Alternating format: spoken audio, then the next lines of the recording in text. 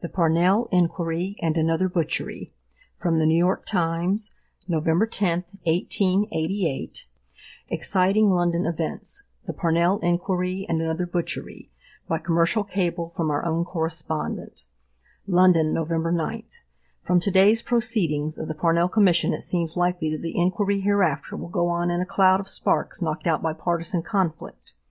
The Irish members are deeply indignant at the persistent pro-Times rulings of Justice Hannon, and only less vexed with their English lawyers who have so tamely accepted these rulings without protest. The mutterings against this supineness have finally grown so loud that Sir Charles Russell was today impelled to try a sharp fall with Justice Hannon. The incident was exciting at the time, but it is most interesting as presaging a partisan struggle from this out, with the great probability of somebody going to prison for contempt of court.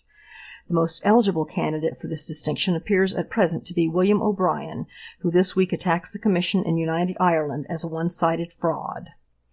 The discovery today of the 7th Whitechapel murder, this time believed to have been committed in broad daylight and involving the most terrible wholesale mutilation it is possible to imagine, overshadows all other topics in the London mind tonight. Bloodhounds are out, but I am unable to learn at this hour that they have discovered anything. The conclusion is now universal that the assassin is a periodic lunatic who, unless detected at once, is likely to commit a fresh series of crimes within a few days before his frenzy passes away. Also, London, November 9th. At 11 o'clock this morning, the body of a woman cut into pieces was discovered in a house on Dorset Street, Spitalfields. The police are endeavoring to track the murderer with the aid of bloodhounds. The appearance of the body was frightful, and the mutilation was even greater than in the previous cases. The head had been severed and placed beneath one of the arms. The ears and nose had been cut off. The body had been disemboweled and the flesh was torn from the thighs. Some of the organs were missing. The skin had been torn off the forehead and cheeks. One hand had been pushed into the stomach. The victim, like all the others, was disreputable. She was married and her husband was a porter. They lived together at spasmodic intervals. Her name is believed to have been Lizzie Fisher, but to most of the habitués of the haunts she visited she was known as Mary Jane. She had a room in the house where she was murdered.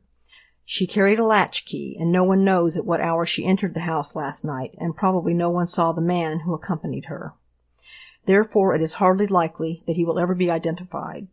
He might easily have left the house at any time between 1 and 6 o'clock this morning without attracting attention. The doctors who have examined the body refuse to make any statement until the inquest is held.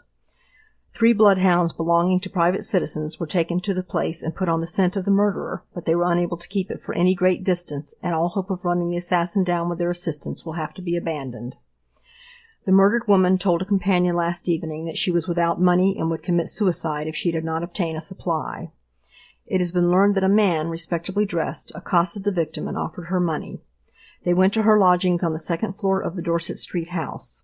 No noise was heard during the night, and nothing was known of the murder until the landlady went to the room early this morning to ask for her rent. The first thing she saw on entering the room were the woman's breasts and viscera lying on a table. Dorset Street is short and narrow, and is situated close to Mitre Square and Hanbury Street. In the House of Commons today, Mr. Conybeare asked the question whether, if it was true that another woman had been murdered in London, General Warren, the chief of the Metropolitan Police, ought not to be superseded by an officer accustomed to investigate crime. The question was greeted by cries of "Oh! Oh!" The Speaker called "Order! Order!" and said that notice must be given of the question in the usual way. Mr. Conybeare replied, "I have given private notice." The Speaker, "The notice must be made in writing." Mr. Cunningham Graham then asked whether General Warren had already resigned, to which Mr. Smith, the government leader, replied no. End of article.